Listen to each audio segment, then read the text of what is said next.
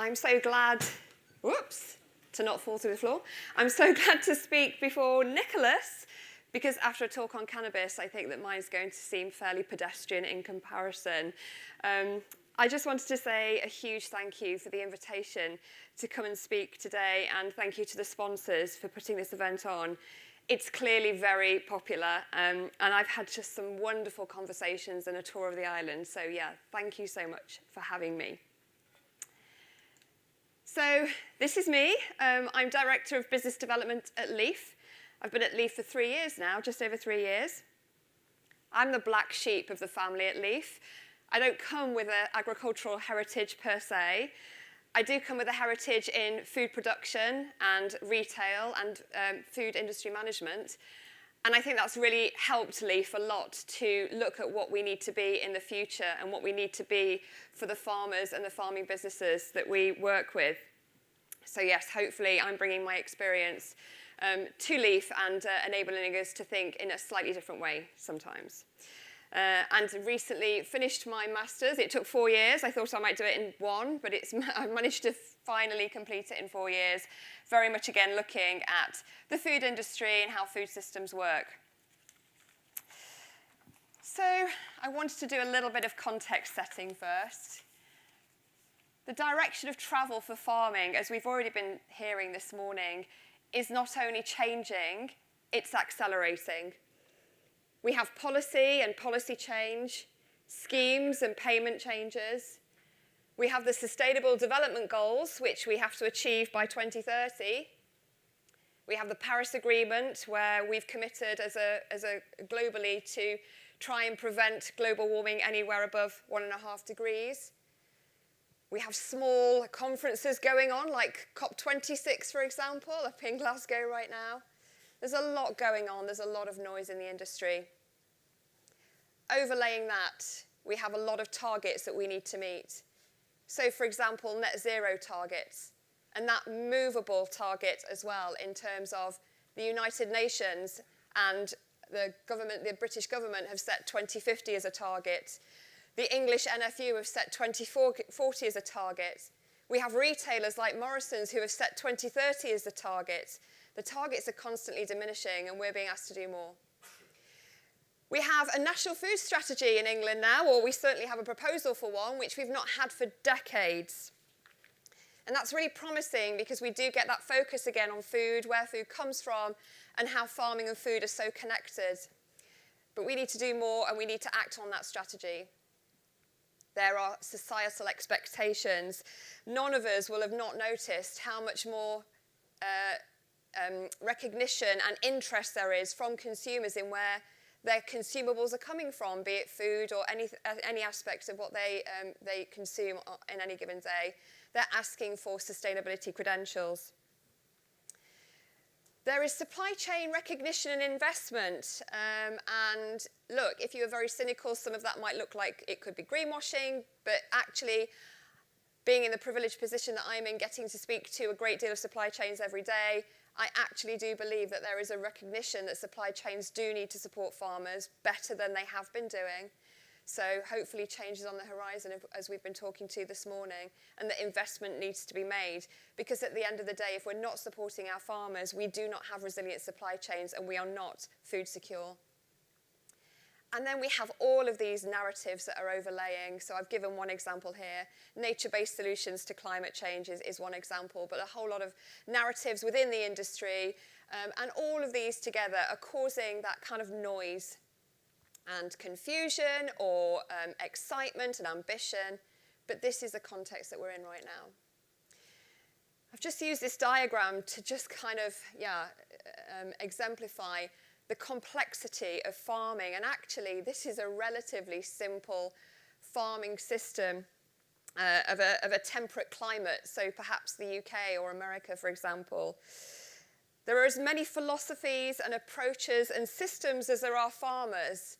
And these all need to come together and work together. And actually, whilst this seems complex, we also get the benefit from these systems and that cross-pollination of ideas. And when we're talking about the role of technology going forwards and how we do things differently, it's important not to forget that what farmers have been doing for decades and their forefathers have been doing for decades are actually some of the best ways. And you hear things like regenerative farming, etc. And actually all that is doing the things that farmers were doing a long time ago. So there's nothing new here, but it's actually what we promote at Leaf is taking the ambition and the opportunity of new technologies and combining them with what we know already works in a really good integrated way. So, Leaf is 30 years old this year. It's our anniversary. Caroline Drummond, our CEO, has been with us since day one, and that has doubtlessly enabled us to deliver everything that we need to deliver with that central focal point, and Caroline being integrated into that history of Leaf. We've come a long way in the last 30 years, from carbon copy paper to do the original Leaf audit to carbon footprinting now. There's big changes, but again, as I mentioned, a lot of what we're doing and the conversations that we're having are very similar to what we would have been doing 30 years ago. Last year, we introduced our new 10-year strategy. Usually we have a 5-year strategy. When writing our vision and our mission, we recognize that 5 years is too short. There is too much noise right now, too much uncertainty, and it would not be sufficient. So we've gone for a 10-year strategy. And as you can see on the right-hand side here, and also brilliantly on the couple of walls either end of the room, is our new integrated farm management wheel. Those of you that knew Leaf before would have remembered it was pretty grey and white before. So we've added a bit of colour for excitement. And a little bit more annotation around here. So as you can see, we recognise the importance of being climate positive in agriculture, nature positive, economy positive, and society positive. And overlaying that again, we're driving a circular approach. I was speaking to a couple of growers this morning, actually, in terms of, how do we make our businesses more circular and to eliminate that waste and to keep all of the resources working together as effectively as possible. Our vision is a global farming system which delivers climate-positive action, builds resilience, and supports health, diversity, and enrichment of our food, farms, and environment. And we recognise how important that health, diversity, and enrichment is. What you will notice, or some of you might notice, in both our vision and our mission, is that we haven't used the word sustainable. That word was synonymous with Leaf probably over the last 30 years. But we were quite bold to take that out of our new strategy and our new vision and mission, because actually it's not enough to be sustainable anymore. We have to be progressive. We have to be regenerative. And as Caroline always says at her talks, if she said that her marriage to her husband was sustainable, that's not really giving you a very good picture of their marriage. So we are always now looking to how we can be more progressive and more regenerative. Our mission is to inspire and enable circular approaches to farming and food systems in that integrated, regenerative way, and looking at where we can use nature-based solutions where possible that deliver productivity, prosperity among farmers, enriches the environment, and positively engages young people and society. And just to pick up on a couple of things there, again, another Carolinism is you can't be green if you're in the red. And that's really important, that economic element of integrated farm management and sustainability is so important. Also, another thing to pick up on in terms of engaging young people in the wider society, you guys can be doing the very best job you could be doing and ticking all the boxes that you need to tick. But if we aren't doing a better job enabling consumers to make the right choices and enabling young people to come and be the talent coming into our industry, we're all wasting our time. So it's really important that one of the roles that Leaf has is to engage with those young people and the wider consumers to enable those great choices and to excite people to come into our industry. So I'm sure pretty much everybody, or a vast majority of you in the room, are familiar with integrated farm management. It's the approach that we base everything at Leaf upon. It's a whole farm approach. We really have to take that stance because you could be doing something incredible in one area of your farm and actually not be doing something so good elsewhere. And we have to make sure that we're all looking at the whole picture, the holistic picture. It's about attention to detail. That clean hands day in the office, writing your plans, will enable you to absolutely build over the coming year on all those targets and objectives that you want to meet, enabling you to reach that prosperity. It's site specific. It's designed so that it's not binary. Integrated farm management isn't a yes or no answer. It is a what is right for my farm, because I am the expert of my business and my farm. What is right for my farm? And just justifying that in each and every case. It's about, as I mentioned, bringing the modern technology with the traditional methods and using the power of the two together. I've mentioned about prosperous farming and how important it is that we actually need to make money here. Enriching the environment at every step, because if we don't start enriching and regenerating, we aren't going to have the soil that we need to carry on doing this. It's about engaging local communities and bringing them into the story of your business, helping them to buy your produce and encouraging them to make the right choices. And last but very definitely not least, it's about continuous improvement.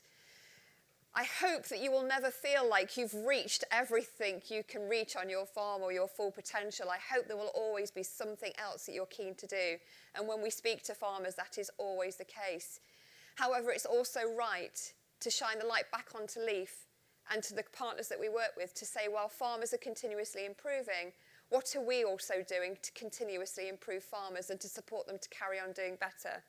So as an example of that, we're looking at the next version of our LeafMark standard right now, and we are about to launch a consultation that you all are so welcome to feed into and give your thoughts on what the next iteration of the standard needs to look like, so that we can continue to support you and continue to build and go on that journey with you. So within our strategy, we have 8 commitments that we have pulled together across the 3 work streams. So our 3 work streams have not changed.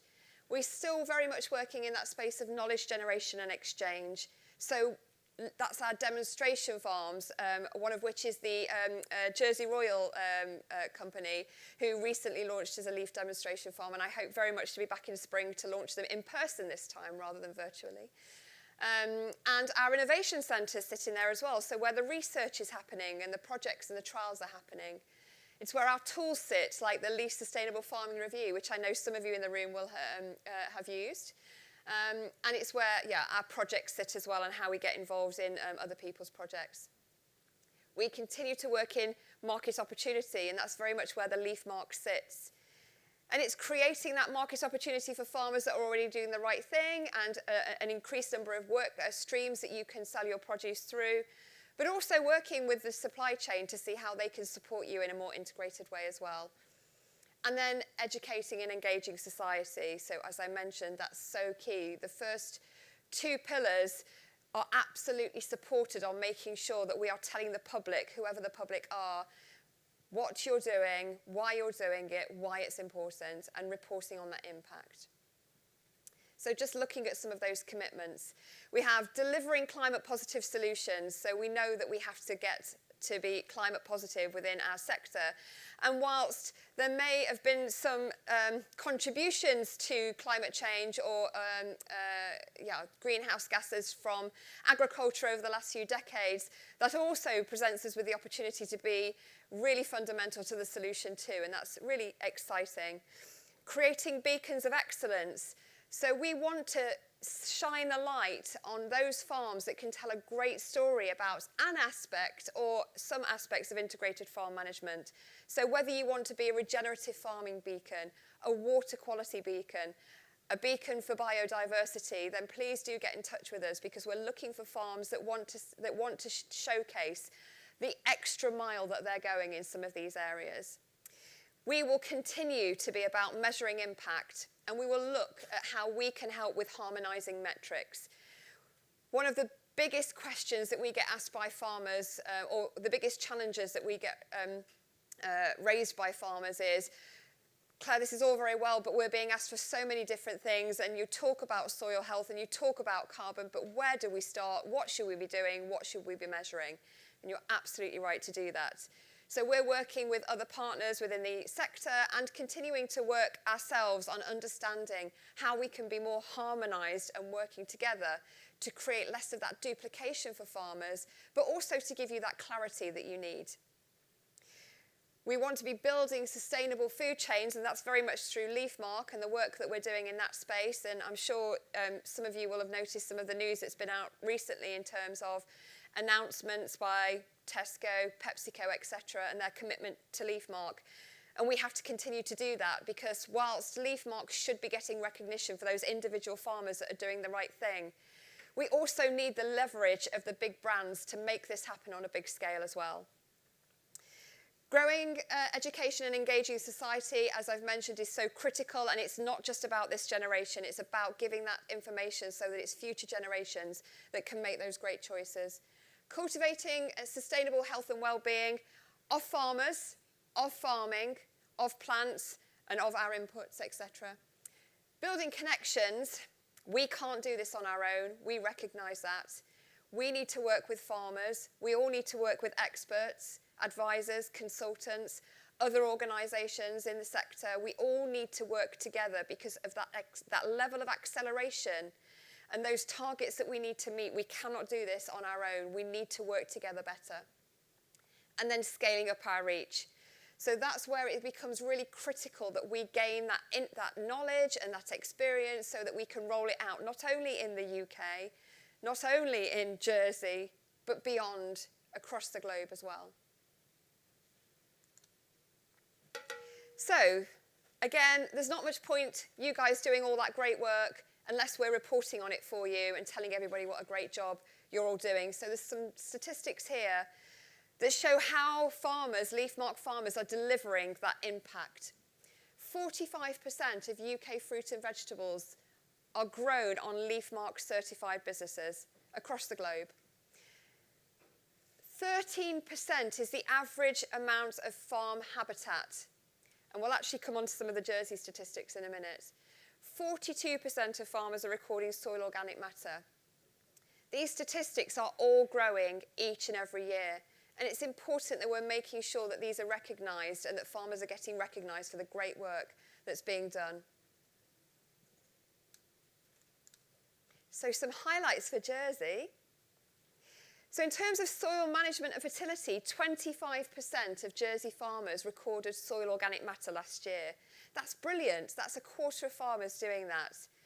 But actually we could do a little bit more. So I would really encourage those that aren't doing it to perhaps think about whether they could. As I mentioned, integrated farm management is a site-specific approach, and we would never dictate to farmers that they have to do anything. However, it's really encouraging that 25% of you already are, and it'd be great to get that number up a little bit higher. 45% of Jersey farmers carried out best practice integrated farm management, and actually that's above average. So that's really great that your farmers are engaging in integrated pest management, and what that means is that you're looking at those nature-based solutions before you're turning to something else. 65% of Jersey farmers carried out waste management best practice. That statistic is hugely above the national average for our farming population. So a huge pat on the back to you guys, that you're looking at how you can eliminate waste within your businesses. And visiting Jersey Royal Company yesterday and speaking to some other growers this morning, actually that's something that you guys already know you're doing and are really proud of. So yeah, absolutely brilliant that you're managing to achieve that really high figure. 25% of Jersey farmers used a carbon footprinting tool last year.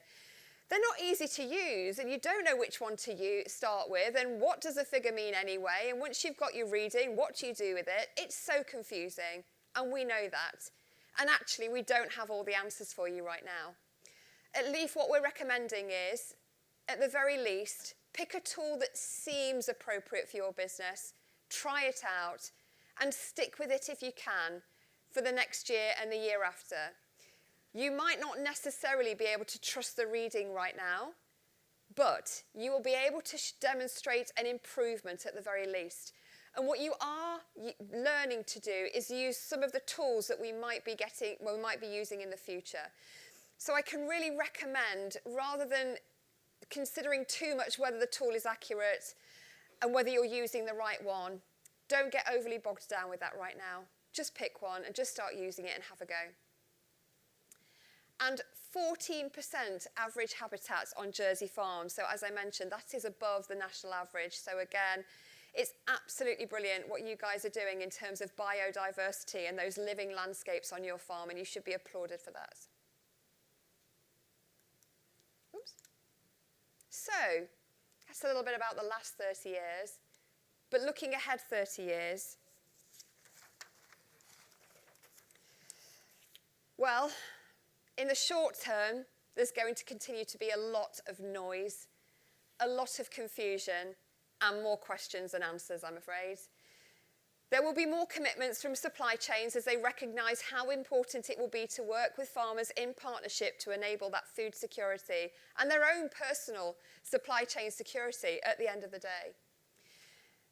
There'll be a greater focus on measuring, monitoring, and collecting data, and we might not know what for yet, but there will be a greater emphasis on that. There hopefully should be more clarity on schemes and payments. So over in England, for example, we are further down the track in terms of ELMS and SFI, and we will be learning a little bit more about how the government is going to support. And the devolved nations have kind of got an eye on that at the moment, or we'll be doing the same. But hopefully within the next 5 years, we should definitely have more clarity on what those schemes will look like and how farmers will be supported. There will be an emphasis on demonstration, and that is why our leaf demonstration farms are so important. I can stand here and tell you all the great things that you could do and applaud you and congratulate you for all your great work. And I can give our advice and give our thoughts on farming, but actually what's far more effective is getting you onto a leaf demonstration farm, you seeing integrated farm management in practice, and you talking to other farmers about it and coming up with solutions together. There will be also that element of trade deals and how they will impact farming and food production in the UK and Jersey and beyond. And yeah, we're all kind of watching what happens there, but you've got the agreements like New Zealand and Australia, and others on the horizon. So yes, that will have some impact over the next few years. In terms of the medium term, we will be beginning to build that resilience in, or hopefully quite a long way down that journey of building resilience in. There will be more collaboration, and it will be better collaboration. We will be working together better. We will recognise the value. We will be making time to have good conversations. There will be a concentration within the sector, and I know here in Jersey you've seen that already, and it's no different on the mainland UK either, where there will be potentially a smaller number of bigger businesses. There will be that high technology versus low technology, and that's exactly what we're seeing now in terms of what does it look like in the future, and how can we use those existing knowledge and heritage of farming and create a powerful solution. All of the monitoring and measuring will have produced all that data, and finally that data will be used to drive decision making and to have an impact. There will be regenerative outcomes coming from all the great work that you farmers are doing, and it will be visible and recognisable and discernible. And we should be carbon neutral by then as well. Let's wait and see. And in the long term, what are the benefits of us all doing this? Why do you get up every day and carry on doing what you're doing as a legacy of food production? It's the enrichment that you are adding not only to the soil or to the water or to the air, but to life. You'll have created that woodland and habitat, and it will have matured, and within that the species will be thriving alongside resilient and profitable farming. There will be valued support for farmers. There will be improved health and diversity of land, of people, of produce. There will be intuitive diets. At the moment, we have a fairly linear food development process where consumers ask, retailers answer, but actually we need to change that. We need to really turn that on its head. We need to know what we should be growing for a healthy diet and for healthy soils and for healthy waters, and then we need to dictate the products that we're eating from that. And everything will be working in harmony. And I think that's really important because at the moment there are pockets of harmony and pockets of brilliance, but we need all of that to come together to make it work. So in summary, my 3 key takeaways from today and my talk will be: change is coming, and it's coming fast. So we need to be ready for that. And actually, the best readiness that we can have is mindset. Building resilience into resources and businesses and supply chains will be key. At Leaf, we're working on a number of projects at the moment, so please do tune in to the talks that we give on things like the Resilient and Ready project. Please do listen in to our surgeries on a Friday morning where you can come and hear experts speaking and Caroline giving a review of the industry. But all of these things and all of this knowledge will help build resilience into your businesses, into supply chains.